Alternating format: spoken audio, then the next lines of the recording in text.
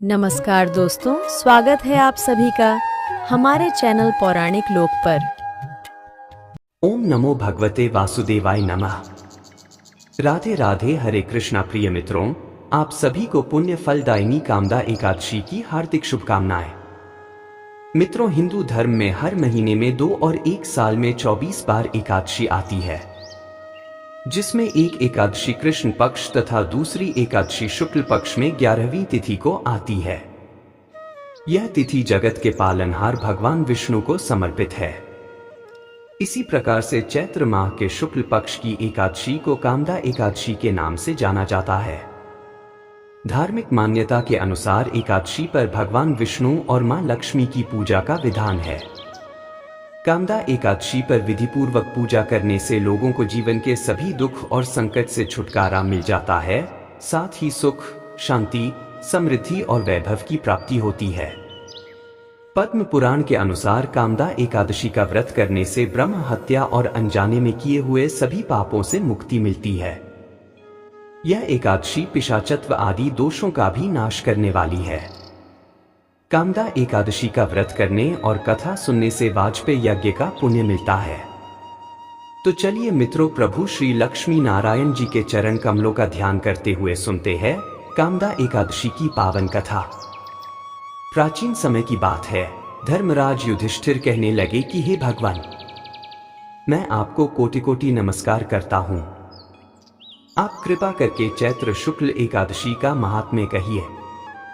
श्री कृष्ण कहने लगे कि हे धर्मराज, यही प्रश्न एक समय राजा दिलीप ने गुरु वशिष्ठ जी से किया था, और जो समाधान उन्होंने किया वो सब मैं तुमसे कहता हूं। पर राजन, तुम कथा को प्रसन्न चित्त होकर सुनना और कथा को पूरा सुनना, क्योंकि अधूरा ज्ञान किसी काम का नहीं होता। युधिष्ठिर कहते हैं, हे प्रभु, मैं पूरी कथा को मन लगाकर सुनूंगा, आप कथा प्रारंभ करें।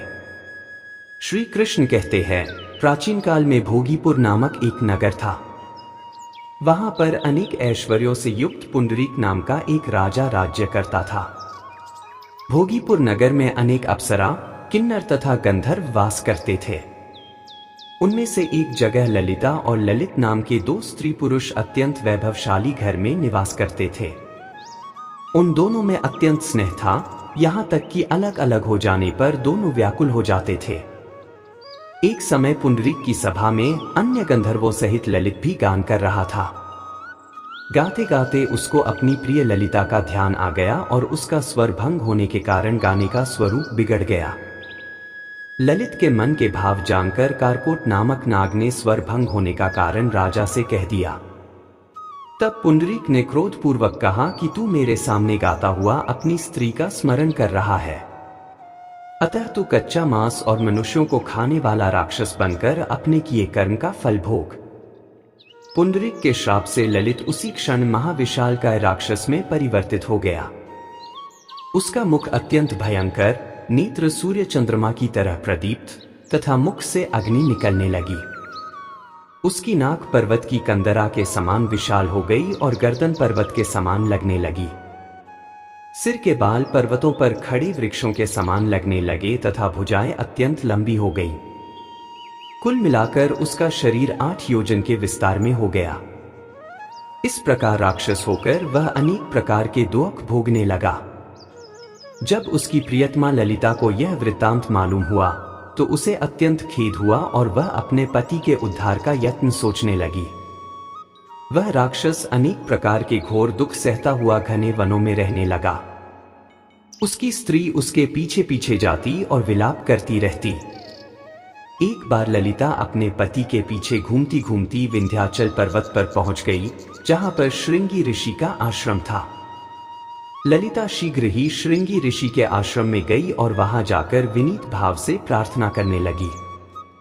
उसे देखकर श्रृंगी ऋषि बोले कि हे सुभगे, तुम कौन हो और यहां किस लिए आई हो? ललिता बोली कि हे मुने, मेरा नाम ललिता है। मेरा पति राजा पुंडरीक के श्राप से विशालकाय राक्षस हो गया है। इसका मुझको महान दुख है। उसके उद्धार का कोई उपाय बतलाइए। श्रृंगी ऋषि बोले, हे गंधर्व कन्या, अब चैत्र शुक्ल एकादशी आने वाली है। जिसका नाम कामदा एकादशी है। इसका व्रत करने से मनुष्य के सब कार्य सिद्ध होते हैं। यदि तू कामदा एकादशी का व्रत कर उसके पुण्य का फल अपने पति को दे तो वह शीघ्र ही राक्षस योनि से मुक्त हो जाएगा और राजा का श्राप भी अवश्यमेव शांत हो जाएगा। मुनि के ऐसे वचन सुनकर ललिता ने चैत्र शुक्ल एकादशी आने पर उसका व्रत किया और द्वादशी को ब्राह्मणों के सामने अपने व्रत का फल अपने पति को देती हुई भगवान से इस प्रकार प्रार्थना करने लगी, हे प्रभु, मैंने जो यह व्रत किया है इसका फल मेरे पतिदेव को प्राप्त हो जाए, जिससे वह राक्षस योनि से मुक्त हो जाए। एकादशी का फल देते ही उसका पति राक्षस योनि से मुक्त होकर अपने पुराने स्वरूप को प्राप्त हुआ। फिर अनेक सुंदर वस्त्राभूषणों से युक्त होकर ललिता के साथ विहार करने लगा।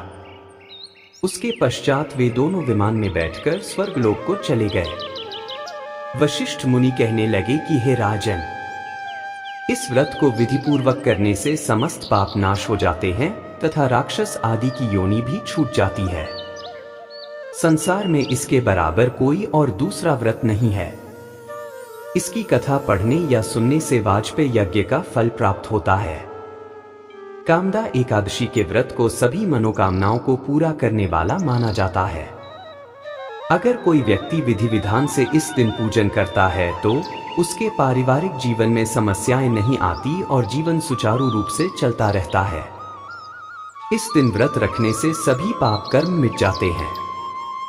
मित्रों, यह थी कामदा एकादशी व्रत की कथा। तो बोलिए मित्रों, श्रीमन नारायण नारायण हरि हरि, श्रीमन नारायण नारायण हरि हरि। अब चलिए मित्रों सुनते हैं एकादशी माता या ग्यारस माता की कथा। प्राचीन समय की बात है। एक राज्य में एक महान राजा रहा करता था। राजा बहुत ही बुद्धिमान और बलशाली था। राजा सदैव अपनी प्रजा का बहुत अच्छे से ध्यान रखता था। प्रजा भी अपने राजा को बहुत पसंद करती थी। राजा की 2 बेटियां थीं। राजा अपनी दोनों बेटियों से बहुत प्रेम करता था। राजा की छोटी बेटी देखने में बहुत सुंदर और आकर्षक थी और राजा की बड़ी बेटी छोटी बेटी के मुकाबले थोड़ा कम सुंदर थी। राजा की छोटी बेटी ग्यारस माता की पूजा किया करती थी। सभी लोग राजा की छोटी बेटी से बहुत प्रेम करते थे और बहुत प्रशंसा किया करते थे। राजा भी अपनी छोटी बेटी को बड़ी बेटी से अधिक प्रेम करता था, जिस कारण राजा की बड़ी बेटी को अपनी छोटी बहन से बहुत नफरत होने लगी थी। राजा की दोनों बेटियां जब बड़ी हो गई तब एक पड़ोसी राज्य में रहने वाला राजकुमार राजा की बड़ी बेटी के लिए रिश्ता लेकर आया। लेकिन जैसे ही उस राजकुमार की नजर राजा की छोटी बेटी पर पड़ी तो वह राजकुमार राजा की छोटी बेटी पर मोहित हो गया और उससे पहली नजर में प्रेम कर बैठा। उस राजकुमार ने राजा की बड़ी बेटी के साथ विवाह करने से मना कर दिया और उसने राजा से कहा कि मैं आपकी छोटी बेटी से विवाह करना चाहता हूँ। जिसके बाद राजा की बड़ी बेटी यह देखकर अपनी छोटी बहन से बहुत क्रोधित हो गई और राजा की बड़ी बेटी ने अपनी छोटी बहन को अपना सबसे बड़ा दुश्मन मान लिया। राजा की बड़ी बेटी ने अपनी छोटी बहन से बदला लेने का निर्णय लिया, जिसके लिए उसने अपनी छोटी बहन को जान से मारने का योजना बनाई। राजा की बड़ी बेटी ने अपनी छोटी बहन को मारने के लिए सबसे पहले एक लड्डू में जहर मिलाकर अपनी छोटी बहन को दे दिया और उसको लड्डू खाने के लिए कहा, लेकिन लड्डू खाने के बाद भी छोटी बहन को कुछ नहीं हुआ। बड़ी बहन यह देखकर बहुत आश्चर्यचकित हो गई, लेकिन बड़ी बहन ने हार नहीं मानी और उसने जब रात में छोटी बहन अपने कमरे में सो रही थी तब एक मटके में सांप को रखकर कमरे में छोड़ दिया। लेकिन सांप भी छोटी बहन का कुछ नहीं कर पाया। जिसके बाद बड़ी बहन ने अपनी छोटी बहन से कहा कि चलो हम लोग कुएं से पानी भरकर लाते हैं। जिसके लिए वह अपनी छोटी बहन को पानी भरने के बहाने से कुएं के पास ले गई और उसने अपनी छोटी बहन को कुएं में धक्का दे दिया। लेकिन छोटी बहन को तब भी कुछ नहीं हुआ, क्योंकि हर बार ग्यारस माता उसकी रक्षा कर रही थी। उधर बड़ी बहन अपने सारे प्रयासों के बाद भी असफल हो रही थी, जिससे वह बहुत क्रोधित होती जा रही थी। फिर उसने अपनी छोटी बहन के पास जाकर उससे खुद ही पूछा कि मेरी छोटी बहन, तुमको पता है भगवान ने सबकी मृत्यु एक निश्चित समय पर लिखी हुई है, पर बहन क्या तुमको पता है कि तुम्हारी मृत्यु कैसे होगी? क्या यह तुम जानती हो? तब छोटी बहन ने अपनी बड़ी बहन को बताया कि हाँ दीदी, मैं तो जानती हूँ मेरी मृत्यु कैसे होगी। छोटी बहन से यह सुनकर बड़ी बहन मन ही मन बहुत प्रसन्न होने लगी और उसने अपनी छोटी बहन से कहा कि बहन, मुझे तुम अपनी मृत्यु का राज तो बताओ।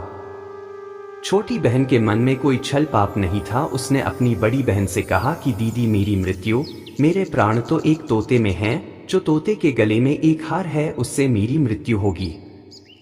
जब तक कोई भी व्यक्ति तोते को मारकर वहां हार अपने गले में पहन लेगा, मैं मूर्छित हो जाऊंगी और जैसे ही उस हार को अपने गले से उतारेगा तो मैं वापस से जीवित हो जाऊंगी। अपनी छोटी बहन की मृत्यु का राज जानकर बड़ी बहन बहुत ही खुश हो गई और उसने अपनी छोटी बहन को मारने के लिए उसके पालतू तोते को ढूंढना शुरू कर दिया। छोटी बहन को इस बात का आभास हो गया था कि कोई उसकी जान लेना चाहता है, जिसके लिए वह अपने पिताजी के पास गई और उसने अपने पिताजी से कहा कि पिताजी, मेरी मृत्यु के बाद मुझे जलाइएगा, बल्कि आप मुझे अपनी पुरानी वाली हवेली में एक पलंग में लिटाकर छोड़ दीजिएगा। अपनी छोटी लड़की की यह बात सुनकर राजा बहुत आश्चर्यचकित हो गए। राजा ने अपनी छोटी बेटी से पूछा, बेटी, तुम यह सब क्या कह रही हो?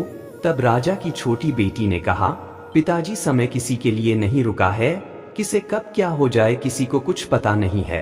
और फिर राजा ने अपनी छोटी बेटी से कहा कि तुम ऐसी बातें क्यों कर रही हो? 2-3 दिन में तो तुम्हारा विवाह है। लेकिन छोटी बेटी ने अपने पिताजी को ऐसा करने पर मजबूर कर दिया और उनसे वचन ले लिया। राजा ने भी अपनी छोटी बेटी की बात स्वीकार कर ली और 2-3 दिनों के बाद जब शादी का समय आया तब राजकुमार बारात लेकर राजा के घर पर आया और राजकुमार और राजा की छोटी बेटी का विवाह शुरू हो गया। जैसे ही राजा की छोटी बेटी राजकुमार के साथ फेरे लेना शुरू करती है तो उसकी बड़ी बहन अपनी छोटी बहन के कमरे में जाकर उसके तोते को पकड़ लेती है और उसको जान से मार देती है और तोते के गले में जो माला था उसको अपने गले में धारण कर लेती है।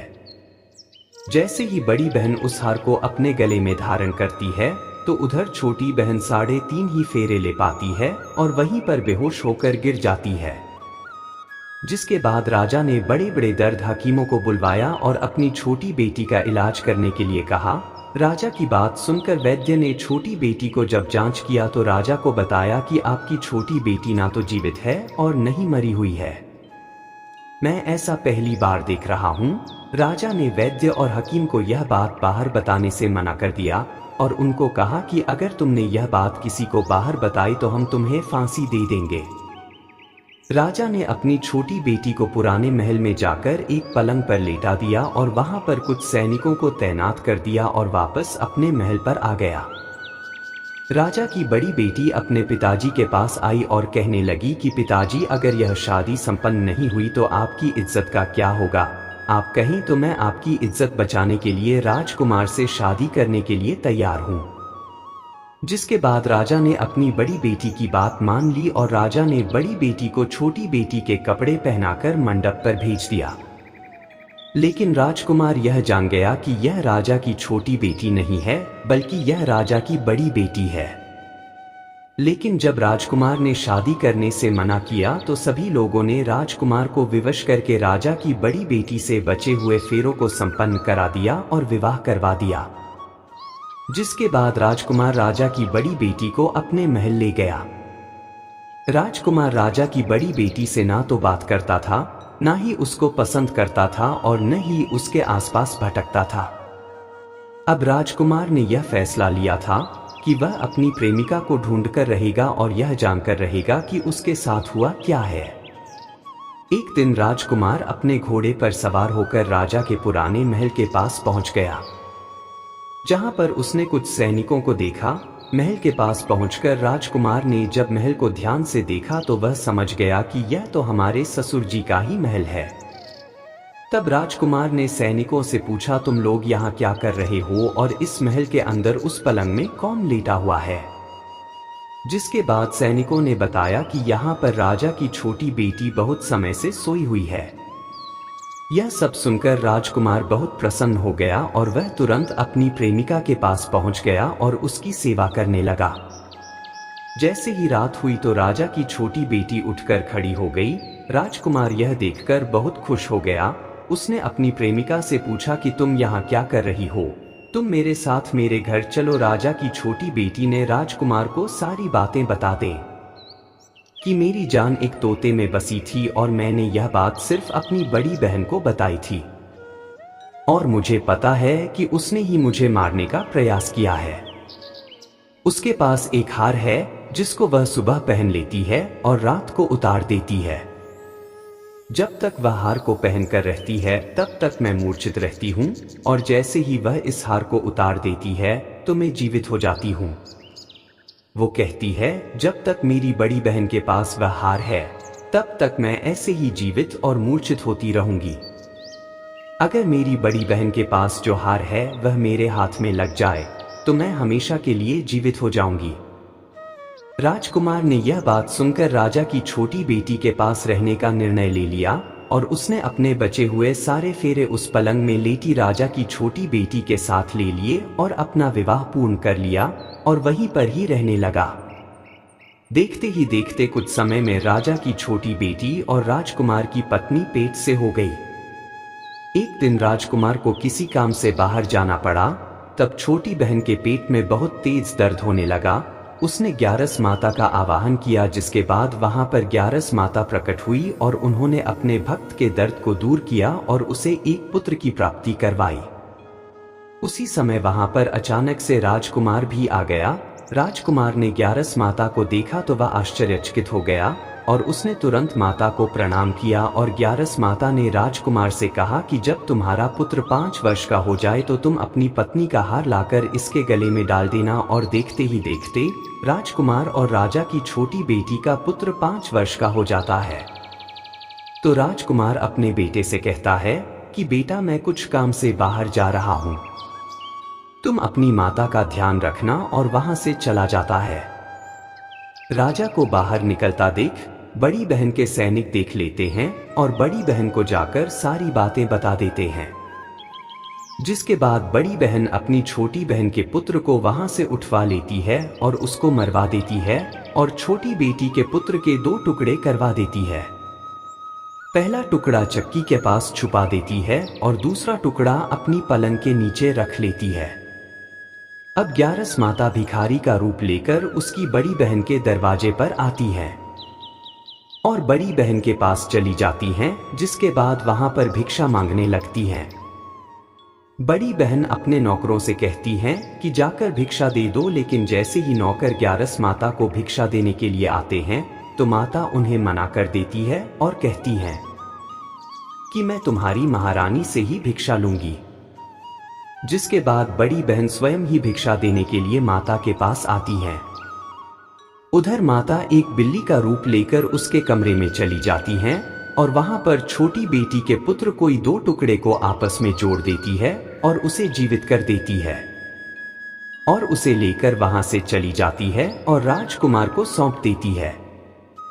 राजकुमार अपने बेटे को लेकर अपनी बड़ी पत्नी के पास जाता है और उसे कहता है कि तुम इसका ध्यान रखना, अगर तुम इस बच्चे का अच्छे से ध्यान रखोगे तो मैं तुमसे बात करूंगा। इसी प्रकार एक दिन राजकुमार अपने बच्चे से कहता है कि तुम माता से उनके गले का हार मांग लो। जिसके बाद राजकुमार का लड़का अपनी मम्मी के पास जाता है और कहता है कि माता, मुझे तुम्हारा हार चाहिए जो तुमने गले में पहन रखा है। यह सुनकर पहले तो बड़ी बहन बहुत क्रोधित होती है, पर उसको यह याद आता है कि राजकुमार ने कहा था कि अगर मैं इस बच्चे का ध्यान अच्छे से रखूंगी तो वह मुझसे बात करेंगे, जिसके कारण वह हार को उस बच्चे को दे देती है। वह बच्चा तुरंत ही उस हार को ले जाकर अपने पिताजी को दे देता है और तभी राजकुमार अपने बेटे को लेकर वहां से जाने लगता है और अपनी पत्नी से कहता है कि तुम हमारे लिए खाना बनाकर रखना, मैं शाम को आकर तुम्हारे साथ खाऊंगा। और वह अपने बेटे को लेकर वहां से चला जाता है। जिसके बाद वह राजा के पास जाता है और उनको सारी बातें बता देता है। राजा अपनी बड़ी बेटी की यह कटु कर्म सुनकर बहुत क्रोधित होते हैं और उसे सजा सुनाता है और अपनी परवरिश पर ही दोष देने लगते हैं और राजकुमार को अपनी छोटी बेटी के साथ रहने के लिए आदेश देते हैं।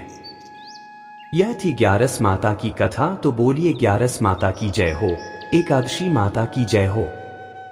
तो बोलिए भक्तों, श्रीमन नारायण नारायण हरि हरि, श्रीमन नारायण नारायण हरि हरि।